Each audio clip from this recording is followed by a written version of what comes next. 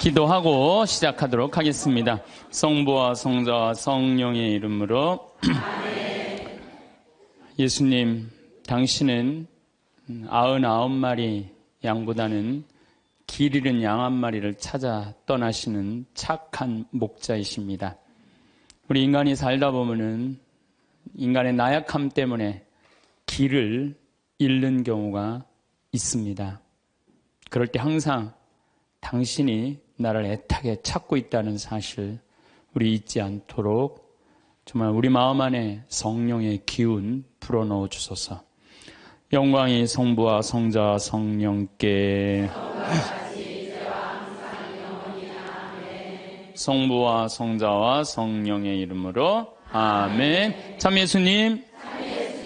네. 우리 인간은 나약하기 때문에 이 세상 살면서 죄를 지을 수밖에 없어요. 그런데 죄는 나로부터 시작되는 죄가 있어요. 나로부터 시작되는 죄, 게으름, 시기심, 그 다음에 또 욕심, 그리고 잘못된 판단. 그런데 이런 미움, 이런 것들은 다 나로부터 나오는 죄인데 바깥으로부터 오는 죄가 있어요. 내가 욕먹을 때 여러분들 화 나요, 안 나요? 멀쩡한데 욕먹을 때 화가 참 많이 나는 것 같아요. 우리 인생 살아가면서 욕 안 먹을 수 있는 사람 있을까요? 내가 정말 좋은 일에, 내가 하느님 일에, 하느님 일하면 일할수록 욕 더 많이 먹어요. 하느님 일. 저는 욕 먹을 것 같아요? 안 먹을 것 같아요? 많이 먹어요. 많이 먹어요. 아니 뭐 하다못해 대통령은 욕 먹어요, 안 먹어요? 욕 먹어요. 우리가 인생 살아가면서 누가 나 욕할 때 막 분노할 필요 없어요. 왜냐하면 인간이라는 것 자체가, 생겨먹은 것 자체가 그렇게 평화롭게 살기가 쉽지가 않아요. 제일 좋은 거는 산속에 들어가서 혼자 살면 욕 안 먹죠. 제일 좋은 방법은 그거예요. 사실 저는 지금 여기 산속에서 사는 거나 거의 마찬가지예요. 그래서 저는 사실은 본당 신부님들보다 훨씬 나아요. 본당 신부는 그냥 교우들하고 하면서 욕을 얼마나 많이 먹겠어요. 네? 진짜 많이 먹을 거예요. 본당 신부님들은 아무리 잘해도, 잘하는 것도 어떨 때 보면 때로는 욕먹는 다 거리가 돼요. 근데 본당 신부님들은 또 이렇게 있다 보면은 교우들이랑 좋은 사람도 있지만 교우 마음에 안 드는 사람도 있잖아요. 마음에 안 드는, 싫든 좋든 자기 5년 동안 임기 동안 마음에 안 드는 사람 봐야 되잖아요. 얼마나 또 괴로운 일이에요. 근데 나는 여러분들이 아무리 마음에 안 들어도 여러분들 오늘 왔다가 오늘 가. 이게 얼마나 행복한지 몰라요. 얼마나 행복한지 몰라요. 어쨌든 마음에 안 들어도 가, 오늘. 네. 그리고 뭐 길어야 2박 3일 정도 있다가 가시는 거잖아요. 그래서 저는 개인적으로 참 마리아처럼 좋은 몫을 택한 것 같아요. 네. 사실 본당 시민에서 참 힘든 것 같아요. 그리고 적어도 여기 생태마을을 이 멀리 강원도까지 뭐 부산에서, 저 광주에서, 대구에서, 서울에서 오신 분들은 적어도 여기 오고 싶은 의지가 있는 분들이 오는 거 아니에요. 오기 싫으면 안 올 거 아니야, 안 올 거. 그러니까 적어도 오고 싶은 의지가 있는 분들이 오기 때문에 나를 바라보는 눈이 하트야. 하트야. 그러니까 나는 행복한 거죠. 근데 인간이 살면서 욕 안 먹을 수가 없어요. 욕하면 또 예수님 생각 안 할 수가 없어요. 욕 제일 많이 먹은 분이 예수님이에요, 예수님. 예수님 참 욕 많이 드셨어요. 예수님은 모두에게 사랑받았을 거라고 생각하면 여러분들 오해입니다. 수많은 사람이 예수님에게 돌을 집어 던지려고 했어요. 또 마귀랑 친구라고 비난까지 했어요. 여러분들 대놓고 넌 마귀 새끼야 이렇게 말하면 여러분들 기분 좋을 것 같아요, 안 좋을 것 같아요? 듣는 말 중에 가장 기분 나쁜 말이 바로 그런 말이에요. 넌 마귀 새끼 같아, 어떻게? 아니, 넌 마귀 새끼하고 친구냐? 근데 예수님은 마귀하고 베엘제불의 힘을 빌려갖고 마귀 쫓아낸다고 그러잖아요. 마귀라는 그런 욕까지 들으셨고, 마지막에는 모든 예루살렘에 모인 사람들이 어떻게 했냐면 죽이자, 죽어라. 마지막.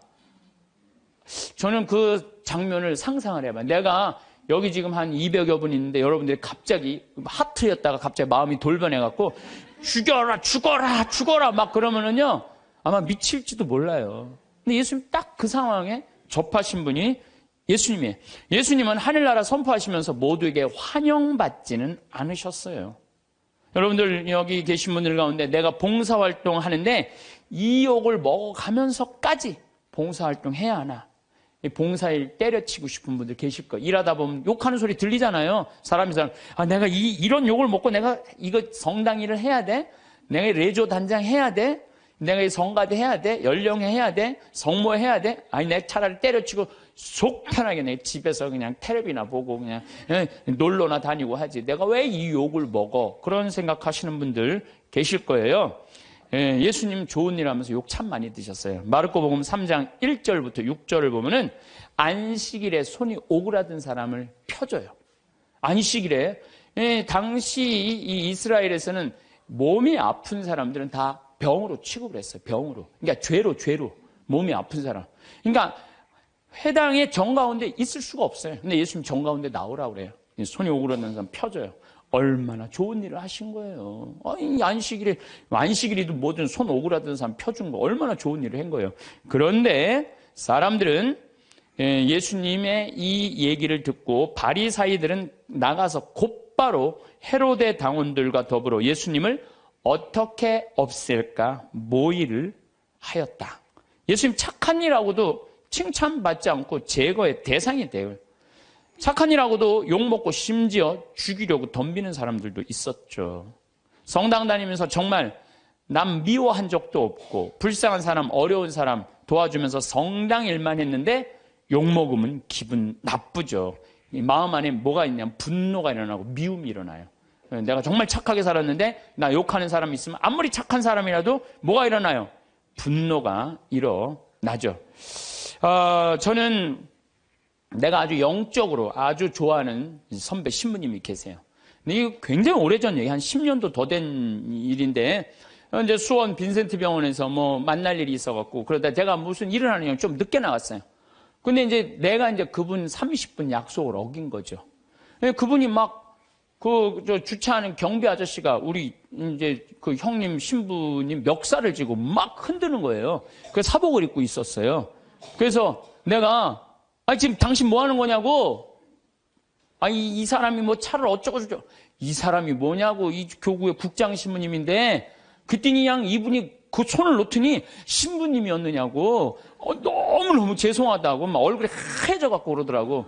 그래서 내가 형 신부라고 그러면 되지 왜 그 멱살을 쥐고 흔들리고 그래? 그랬더니 내가 주차하면 안 되는 데다 주차를 내가 해갖고 이 사람이 상황이 어려웠다는 거예요. 상황이 어려우니까 이제 자기가 이제 차를 빼러 나더니 화가 나니까 이제 멱살을 이제 쥐고 흔들으니까 내가 잘못했는데 그 정도 취급받는 걸 가지고 내가 뭐 신분이 그런 말을 어떻게 하느냐고. 이야, 난 뭐 그전에도 훌륭하다고 생각을 했지만은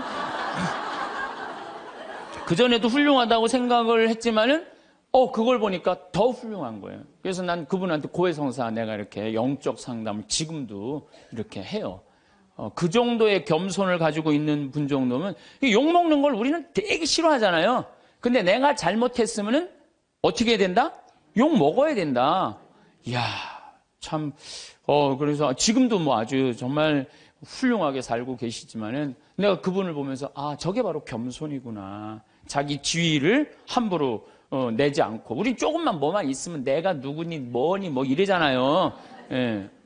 예수님 마르코복음 14장 65절을 보면 예수님이 사형이 결정되자 어떤 자들은 예수님께 침을 뱉고 그분의 얼굴을 가른 다음 주먹을 치면서 알아맞혀 보아라 하면서 놀려대기 시작했다. 여러분들 사람이요, 내가 이렇게 60 넘으신 할머니들 이렇게 상담할 때요, 그 할머니들이 남편하고 살면서 가장 수치스럽게 여기는 거, 가장 모욕적으로 여기는 게 뭐냐면요, 남편이 때리는 게 아니래요. 남편이 자기 얼굴에 침 뱉는 거래요. 침 뱉는 거. 침 뱉는 남자들이 있어요. 정말로 정신 나간 남자들이 있어요. 그거 생각하면 여러분들 신랑 훌륭해, 안 훌륭해요? 훌륭하죠? 여러분들한테 침은 안 뱉잖아, 침은. 얼마 전에도 상담을 하는데 침을 뱉는다는 거예요, 침을. 그래서 내가 왜 사냐고 그래서 왜 사냐고. 자식들 때문에 산다는 거야. 답답한 거죠. 참. 너무너무 불쌍한 거예요. 그래서 내가 그렇게 살지 말라고 내가 그랬어요. 여러분들, 내가 또 위험한 발음 안 하면 그냥 이혼하라고 그랬어요, 내가. 침을 뱉고. 왜 이혼하라고 그랬냐면은 누웠을 때 죽이고 싶다는 거예요. 죽이고 싶다는. 누워있을 때 자기 침을 뱉은 그 남편을 칼 있으면 찔러 죽이고 싶다는 거예요. 여러분들, 칼로 찔러 죽이는 게 나아요? 이혼하고 사는 게 나아요? 어느 게 나아요? 이혼하고 사는 아우, 아슬아슬 하더라고요. 얘기를 들어보니까. 예. 근데 예수님은 뭐라고 그래요? 예수님께 침을 뱉고 그분의 얼굴을 가린 다음 주먹으로 치면서 알아맞혀 보아라 하면서 놀려대기 시작했다. 시종들도 예수님의 뺨을 때렸다. 이 욕먹는 걸 넘어서요, 수치감을 겪은 거예요, 예수님. 그런데도 예수님 어떻게 해요? 다 참으시잖아요. 다 참으셔요. 우리 성당 활동하면서 조금만 나 비난하고 헐뜯는 사람 있으면 그거보다 수십 배 더 강한 어조로 상대방 비난해요. 제일 열받는 게 나 때리는 게 누군지 모르고 맞는 거야. 그렇죠? 제일 열받는 게 나 누가 욕하는지 모르고 욕만 떠돌아다녀, 성당에. 그게 제일 열받는 거예요. 그 누군지 알면 쫓아가고 한판 할 텐데 누군지를 알아야지. 이게 헛소문이 그렇게 무서운 거, 헛소문이.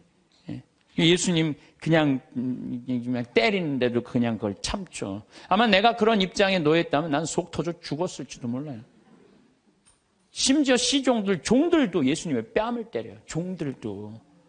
예수님 묵묵히 참으시죠. 놀랍지 않으세요? 여러분들 자식 때문에 속상한 적 많아요, 적어요?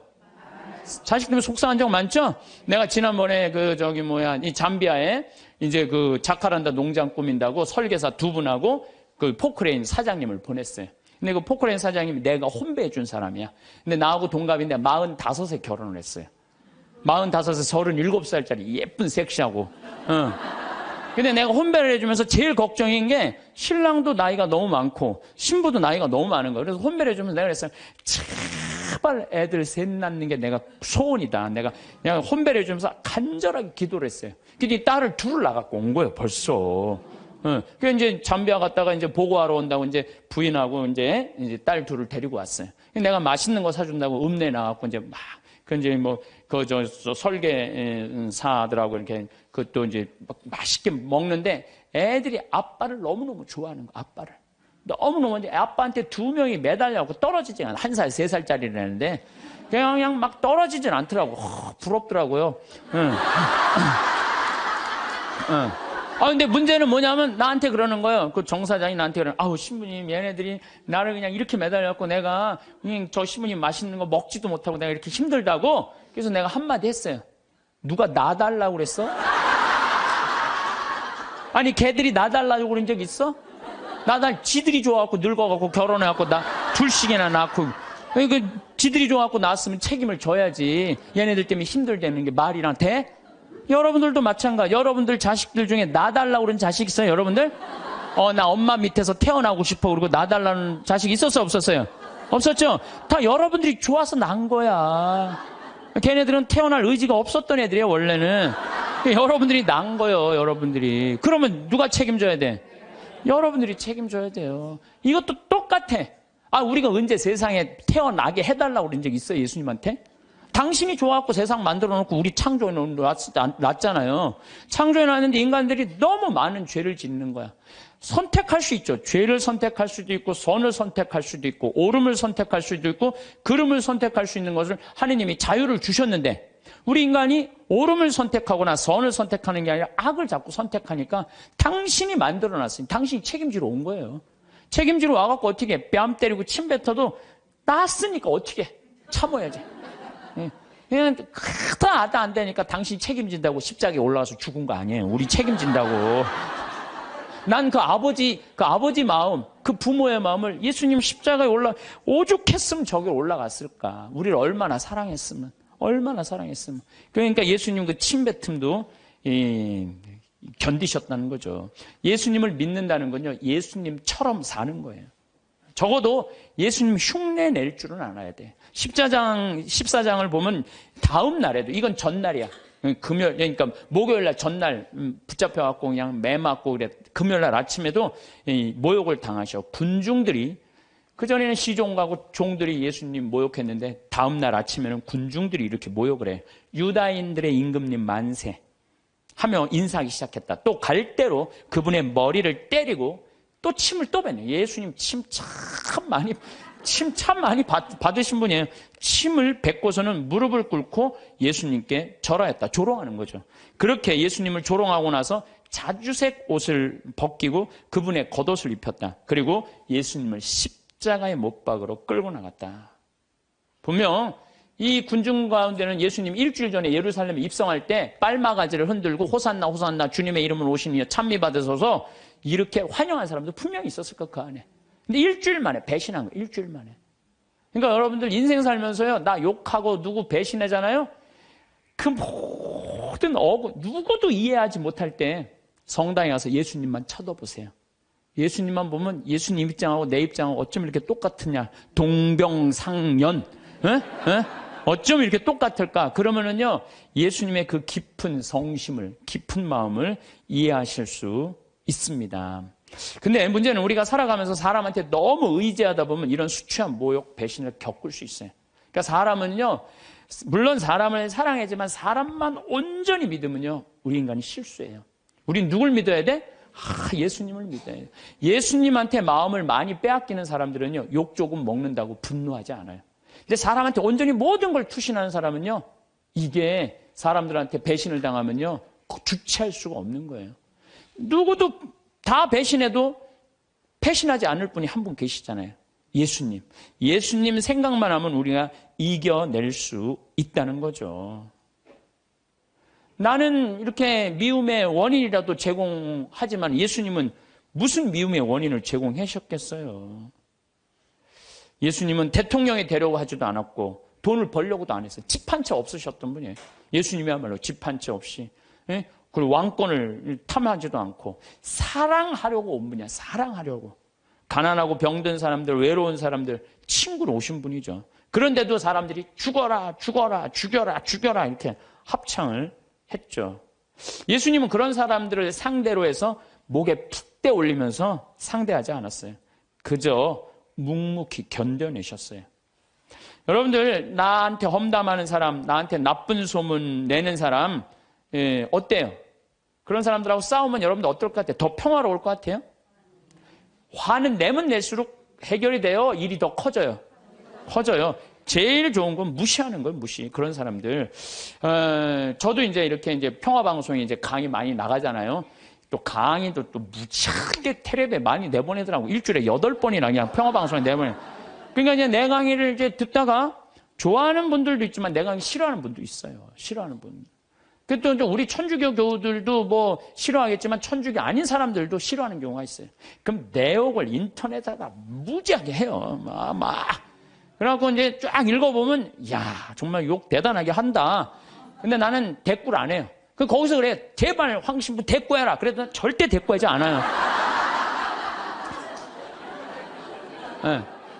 왜 대꾸하지 않느냐면 내가 그 사람이 어떤 사람인 줄 알고, 그 사람이 무슨 중학생인지 고등학생인지 남자인지 여자인지 할머니인지 할아버지인지 교육을 높게 받은 사람인지 낮게 받은 사람인지 성격이 어떤 사람인지 전혀 모르고 그 인터넷에 몇 줄 나온 걸 가지고 그 사람하고 말싸움으로 그게 해결이 될 일이에요?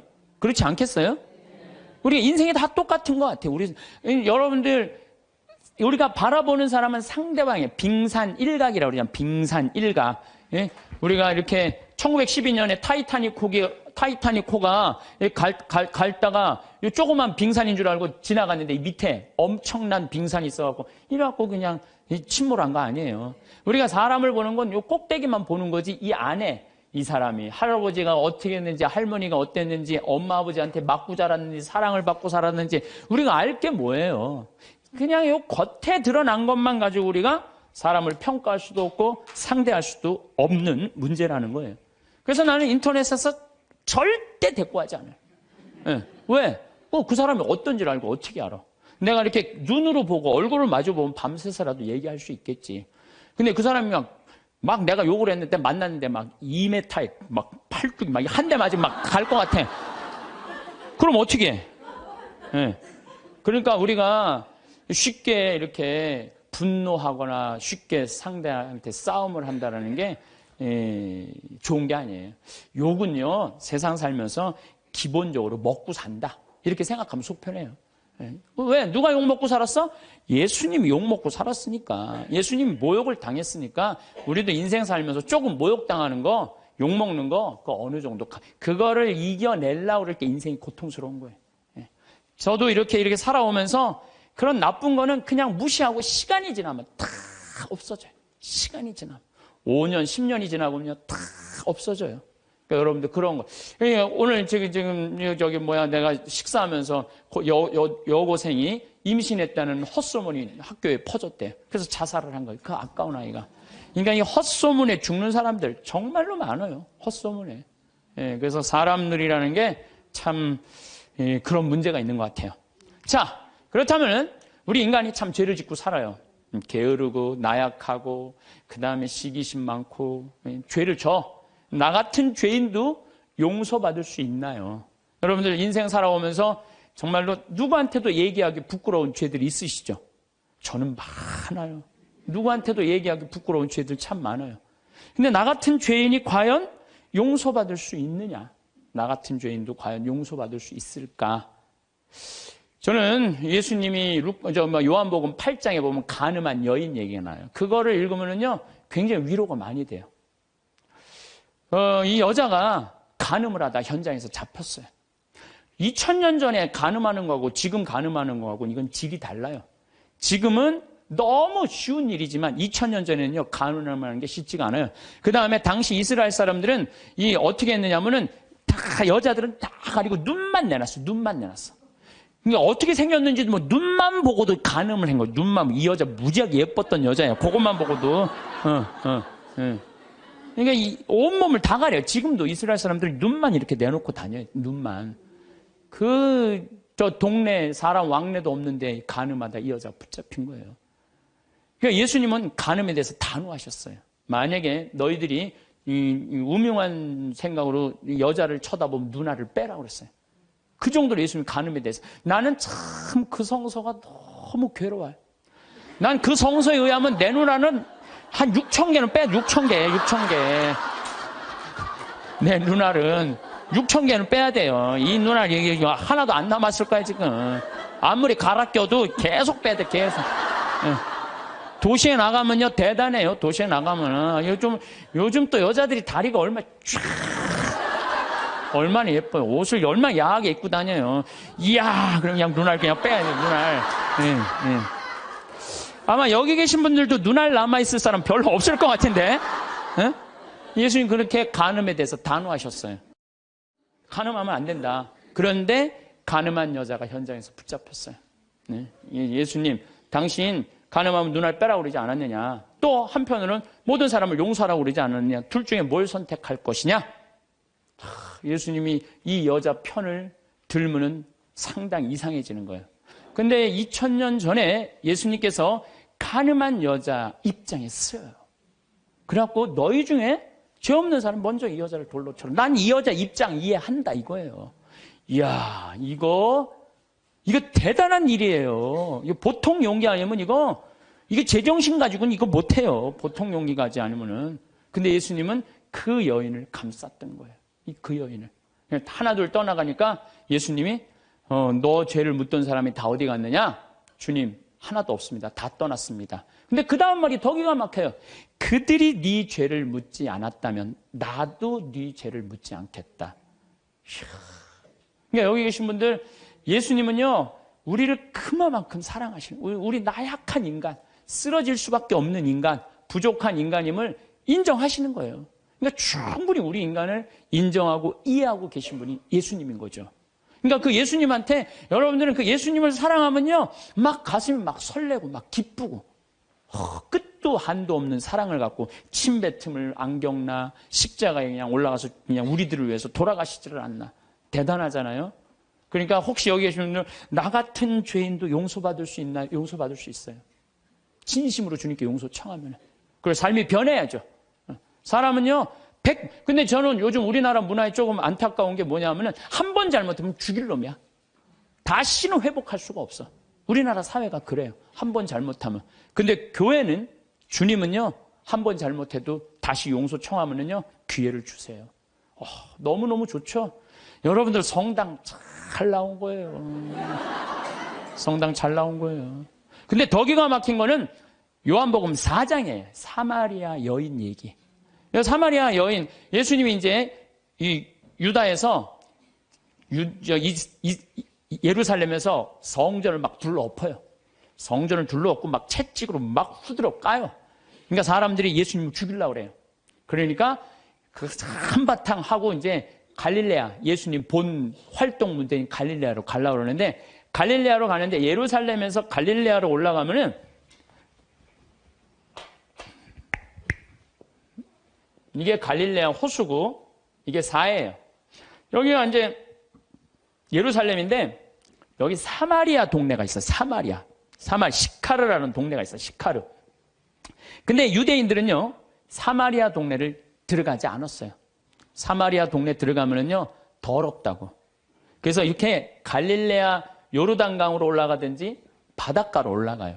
근데 예수님은 돌아가기 귀찮았나 봐요. 그냥 가로질러 그냥 가요. 가로질러.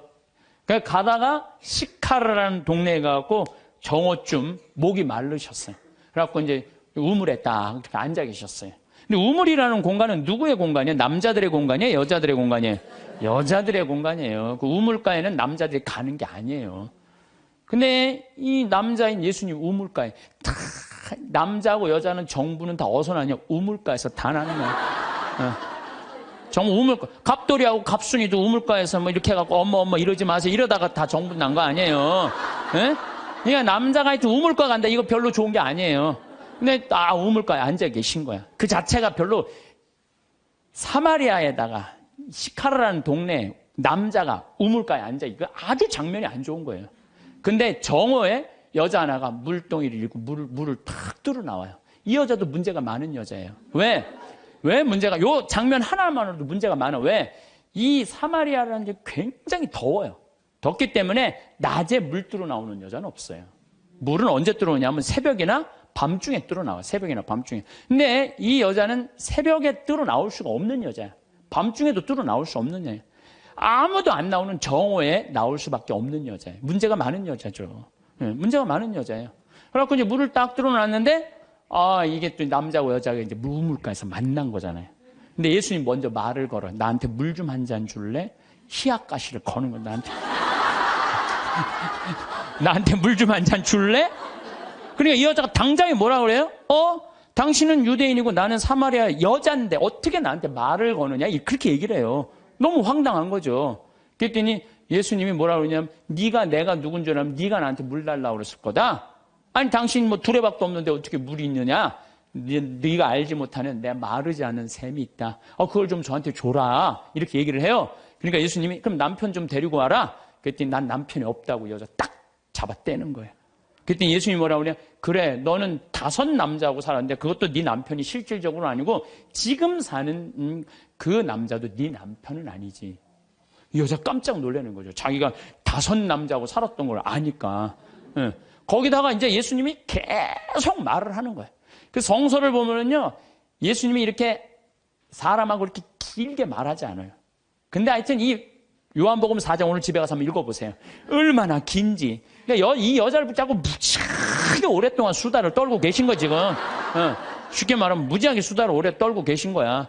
그러더니 이제 앞으로는 예루살렘에서 예배하거나 그리짐산, 야곱의 우물 그리짐산에서 예배하는 그런 시대는 끝났다. 이제 정말로 마음으로 예배하는 하나님은 어디나 계시고, 막 구원에 대해서도 얘기하고 예배에 대해서도 얘기를 하네.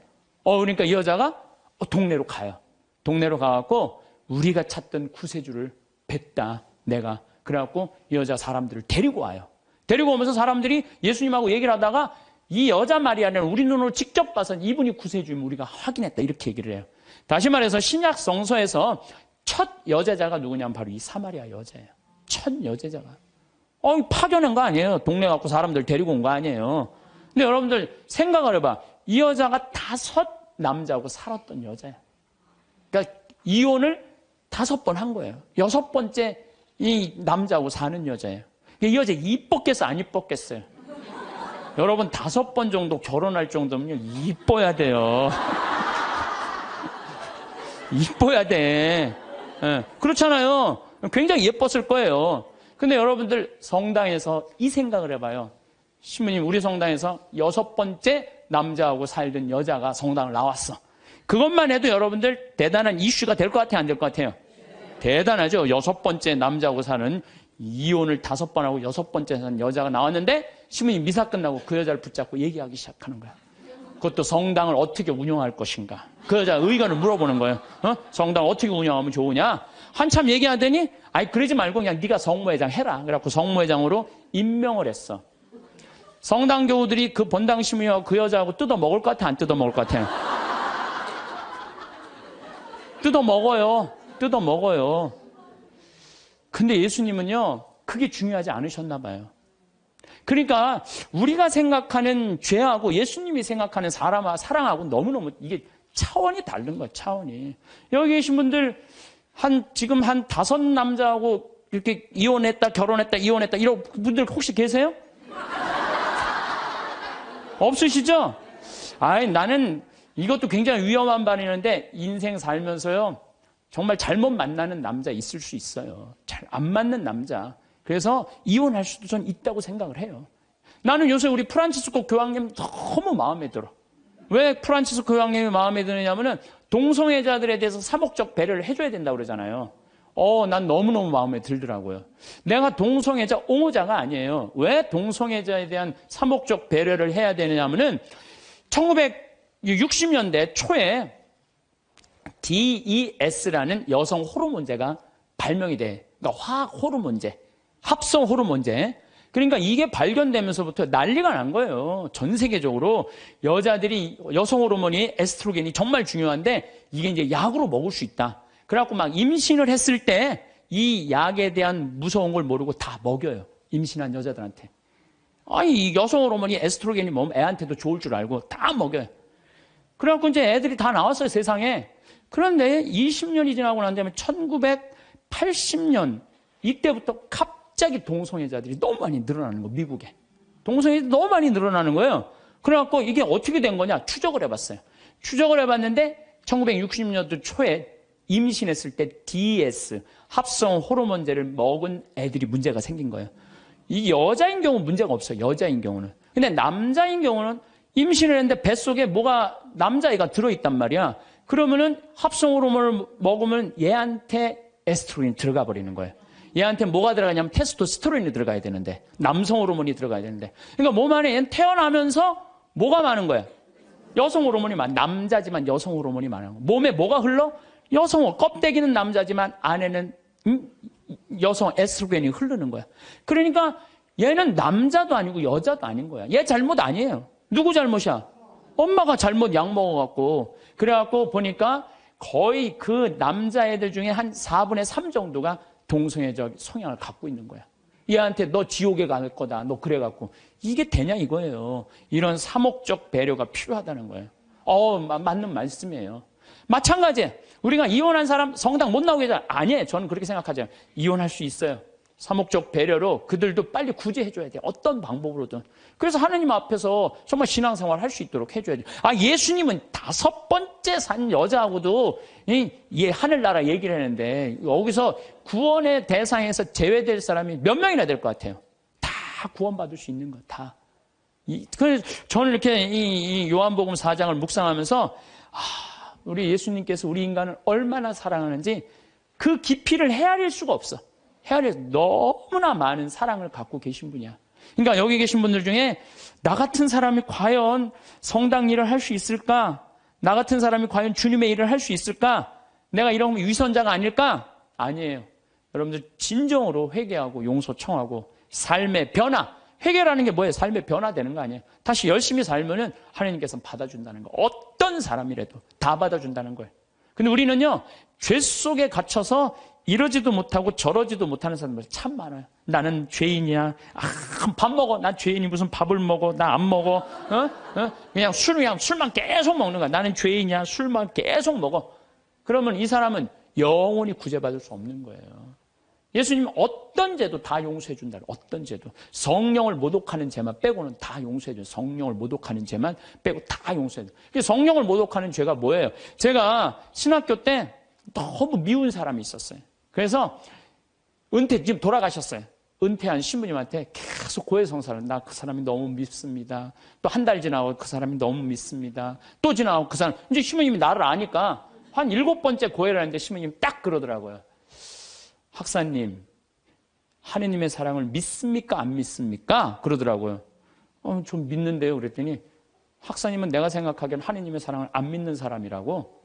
당신이라고 그러더니 당신은 하느님의 사랑을 안 믿는 사람이라고. 무슨 말씀이냐고. 당신이 고해성사를 받으면 하느님께서 온전히 용서해 줬다. 그럼 그거를 믿어야지. 왜 못 믿고 7번이나 똑같은 죄를 고백하냐 이거야. 그게 바로 성령을 모독하는 죄. 성령을 모독하는 죄. 하느님의 은총을 온전히 믿어야 되는데 그 하느님의 은총을 안 믿는 거야. 용서 받았을까?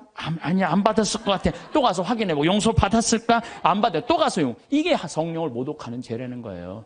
나도 보좌 신부 때 고해성사를 이렇게 주면은 이쪽에서 고해성사를 줬어. 그러고 다 사죄를 해줬어. 근데 이쪽에 문 열면 이쪽 여자가 여기 와서 또 하는 거예요. 고해성사를. 진짜로 또 하는 거예요. 1년 내내 계속. 그래서 막 신경질. 왜 자꾸 벌써 이미 죄를 사해 줬는데 왜 하느님의 자비를 안 믿느냐고. 이 자매가 그러는 거예요. 나는 용서 못 받은 것 같다고. 하느님의 사랑을 못 믿는 거죠. 무한한 하느님의 사랑을. 우리가 회개가 뭐가 필요해? 종교가 뭐가 필요해? 용서가 없다면. 그러니까 하느님은 우리를 용서해 주셔요? 안 용서해 주셔요? 용서해 주세요. 그러니까 여러분들 하느님의 사랑을 간절하게 믿으시라는 거예요. 여러분들 평화를 원하세요? 네. 평화를 원하면요, 용서하셔야 돼요. 저는 예수님께서 계속 사랑해라, 용서해라, 사랑해라, 용서해라 그러다가 결정적으로 마지막에 평화를 주노라 그래요. 이게 언제 평화를 주느냐 하면은 예수님 침뱉음 다 당하고 때리고 뺨 맞고 십자가 못 박혀서 다 죽었어. 죽고 난 다음에 3일 만에 부활하세요. 3일 만에 부활했을 때 예수님이 제자들을 처음 만나요. 3일 만에. 제자들은 어떤 상태? 스승 배신하고 다 도망간 상태 아니야. 다 도망가고 배신하고 스승은 죽었다고 생각했을 때 마음이 지극히 불안했어. 배신, 그 3년을 따라다니던 스승을 배신했단 말이야. 예수님이 3일 만에 부활하셔서 첫 인사가 니네들 왜 나 배신했어? 내가 죽었다 살아난다는 건 니네들 안 믿었어? 이렇게 얘기하지 않아요. 평화를 비노라. 평화를 주노라. 평화는요, 여러분들 언제 찾아오는 거냐면 그 모든 폭풍이 다 지나가고 누릴 수 있는 게 평화예요. 평화. 그래서 나는 여기 여러분들 지금 우리 평창 생태마을에 오셨지만은 제가 요즘 참 많은 평화를 많이 누려요. 저도 인생을 살면서 질곡, 막 폭풍, 별걸 다 겪었죠. 근데 요즘은요, 그 모든 걸 떠나서 이게 마음이 정말 평화로운 거예요. 여러분 여기 마당에 아침에 탁 이렇게 강 내려가는 걸 보고 앉아있으면요, 그렇게 행복해요. 아, 예수님이 이 평화를 얘기하는구나. 그러니까 저는 지금 마음 안에 미워하는 사람이 정말로 없어요. 예전에는 많았어요. 참. 예전에는 많았어요. 근데 그런 단계들이 다 어느 정도 지나고 난 다음에 내가 이제 평창에 들어와서 산 지 10년이 됐어, 10년. 그러니까 10년 동안 인연이 있었던 많은 사람들이 이제 떨어져 나가고 사연이 있었던 많은 사람들이 떨어져 산속에서 여기 한번 마음 먹고 올라오면 그러면 하루가 걸리잖아요. 그러니까 웬만한 사람들은 거의 못 와요. 그러니까 사람을 덜 만나고 또 좋은 사람들만 만나니까 평화로운 거예요. 아, 예수님이 부활하고 난 다음에 내가 너희에게 평화를 비노라. 그게 바로 이거구나. 미움, 분노, 증오, 죽어라, 죽여라 다 떠나고 난 다음에 예수님이 마지막에 십자가에서 부활하고 성취한 게 뭐다? 평화다, 평화. 그러니까 여러분들 마음 안에 미움이 있으면요, 평화를 누릴 수가 없어요. 마음 안에 분노가 있으면 평화를 누릴 수가 없어요. 그래서 용서해야 되는 거예요. 그래서 여러분들 우리 마음 안에 남을 찔러 죽이려는 마음의 창을 두들겨서 곡식을 만들어내는 낫으로 만들어야 돼. 마음의 미움을 두들겨서 평화를 만들어내는 사랑으로 만들어야 돼. 그래서 사람을 보면서 막 사랑할 수 있는 그런 마음 여러분들 청하셔야 돼. 제가 신학교 1학년 때는 별놈이 다 모인 거예요. 52명이 이제 그 별놈이 다 모인 거예요. 그냥 별놈이. 그냥 마음에 드는 놈, 안 드는 놈, 그냥 이상한 놈, 안 이상한 놈, 별놈이 다 있는 거예요. 1학년, 2학년 때는 맨날 그냥 밉고 싸우고 그러더라고요. 근데 3학년쯤 되니까 그런 미움이 다 인간으로 이해가 되고, 그러니까 이제 화장실에 있으면 발자국 소리, 누구 발자국 소리까지 다 알아요. 같이 이제 기숙사에 살다 보면은. 3학년쯤 되면요, 다 애들이 이쁜 거예요. 다 마음에 드는 거예요. 신학생활이 너무 재미나. 얘를 만나도 좋고, 쟤를 만나도 좋고, 그 마음에 안 드는 놈들은 거의 다 나갔고, 또 신학교를. 우리가 52명이 들어갔는데 27명이 나갔으니까, 그 중에 마음에 드는 놈들만 거의 남아 있었던 거죠. 그러니까 얘를 봐도 좋고, 쟤를 봐도 좋고, 다 좋은 거야. 신학교 생활이 너무 재밌는 거예요. 사랑하는 사람이 많으면 많을수록요, 우리가 즐거워요. 저는 이곳 생태마을, 우리 직원들은 나를 어떻게 생각하는지 몰라도 나는 직원들이 다 이뻐요. 모든 걸 뿌리치고 여기 와갖고 기숙사 하면서 나하고 같이 농사 짓고 사는 직원 얼마나 고마워요. 그러니까 직원들을 보면 기분이 너무너무 좋아요. 직원이 마음에 안 들면은 사실은 사는 게 즐겁지 않잖아요. 근데 직원이 다 이뻐. 만나는 사람마다 다 좋고. 그러니 신나죠. 사는 게 즐거운 거죠. 일은 20년 동안 기다리고 있고. 은퇴하고 나면 또, 요즘 커피숍 그거 생각을 많이 해요. 바리스타를 배워갖고 어떻게 해야 되겠다. 그러니까 일이 있으니까 죄를 안 짓고. 그래서 여러분들 마음 안에 대림 일주일에 이 얘기가 나와요. 남을 찔러주는 마음에 창을 두드려서 곡식을 만들어낸 낫으로 만들어라. 여러분들. 그래서 마음 안에 창들이 있으면 다 없애세요. 미움 삐죽한 마음들이 있으면 그걸 다 용서를 해줄 때 사랑하는 사람이 옆에 있을 때 그것처럼 행복한 게 없는 거죠. 여러분들 이상우 씨가 그녀를 만나는 곳 100m 전이라는 노래 아시죠? 그녀를 만나는 곳 100m 전에서 가슴이 떨리며 그녀를 만나기 위해 구두도 새로 사고 옷도 깨끗이 차려입었지만 왠지 그녀를 만나기엔 자신의 모습이 못마땅하다는 노래 가사 내용이 있어요. 아시죠? 네, 그녀를 만나는 곳 100m 전. 우리는 신앙인이에요. 신앙이기 때문에 누구를 만나냐면 예수님을 만나요. 예수님을 잘 만나려면 내 마음 안에 미움이 없어야 돼. 내 마음 안에 분노가 없어야 돼. 내 마음 안에 욕심이 없어야 돼. 그래갖고 내가 옷도 차려입고 구두도 사고 꽃도 준비하는 그런 마음으로 예수님을 만날 때 여러분들은 행복할 수 있어요. 신앙, 기도 시간도 너무너무 즐겁고. 그래서 저는 용서의 삶이 참 중요해요. 제가 신부가 막 된 조원동 주교자 성당에서 휠체어를 찬 요한나 자매가 있었어요. 몸이 퉁퉁했는데 오늘도 휠체어 타고 오신 우리 형제님도 계시지만 휠체어를 탔어요. 근데 내가 그 자매 집에 가보니까 허름한 집에서 사는 거야. 휠체어를 타고 있는데. 그런데 더 기가 막힌 거는 그 휠체어를 탄 요한나 자매가 뇌성마비로 움직이지도 못하는 병자 셋을 모시고 사는 거야. 자기도 휠체어를 타고 다니는데 뇌성마비 환자 3명을 모시고 사는 거예요. 화장실도 겨우 다니는 그들에게 내가 왜 이렇게 힘든 일을 하냐고 물었더니 자기는 무슨 일이라도 할 수 있고 움직일 수도 있지만 누워있는 뇌성마비 환자들은 움직이지도 못하니까 움직이지 못하는 우리가 당연히 돌봐야 된다면서 그 아름다운 생활을 하더라고요. 우리들은 말로만 회개한다고 용서해달라고 하는 건 의미가 없어요. 세례자 요한이 행동으로 회개하지 않고 세례만 받으려는 바리사이와 사두가이 사람들한테 이렇게 이야기하죠. 독사의 자식들아, 다가오는 진노를 피하라고 누가 너에게 일러주더냐? 회개에 합당한 열매를 맺어라. 죄를 뉘우친다면요, 우리가 회개에 합당한 보수의 생활을 해야 되는 거예요. 공을 쌓아야 된다는 거죠. 행실로 드러나야 된다는 거. 사랑하고 나누는 삶. 특별히 우리 교우들은 세상에 살다 보면 참 미운 일이 많아요. 자식, 남편, 형제, 친척, 나 사기치는 보이스피싱, 미워할 놈들이 너무 많아요. 참. 그래서 저는 교우들한테 생활의 단순함이 참 필요한 것 같아요. 생활이 좀 단순해. 너무 많은 일을 하다 보면요, 이게 죄를 많이 져요. 생활이 단순한 게 참 필요해요. 윤동주 씨가 서시라는 걸 썼죠. 죽는 날까지 하늘을 우러러 한 점 부끄러움이 없기를. 잎새 이는 바람에도 나는 괴로워했다. 별을 노래하는 마음으로 모든 죽어가는 것을 사랑해야지. 그리고 나한테 주어진 길을 걸어가야 되겠다. 오늘 밤에도 별이 바람에 스치운다. 참 내용이 좋은 것 같아. 죽는 날까지 하늘을 우러러 한 점 부끄러움이 없기를. 이런 마음으로 살아가야 돼요. 근데 나는 그냥 하늘을 우러러 그냥 부끄러운 일 천지인데 어쨌든 마음만은 그래야 된다는 거죠. 잎새 이는 바람에도 나는 괴로워했다. 양심의 소리. 주님께서 우리에게 들려주는 양심의 소리를 들어야 된다는 거죠. 별을 노래하는 마음으로 모든 죽어가는 것을 사랑해야지. 이 시는 거꾸로 들으면 돼요. 별을 노래하는 마음으로 모든 살아있는 것을 사랑해야지 하고 똑같은 것 같아요. 그래서 여러분들, 제가 별 참 좋아하는 소년이잖아요.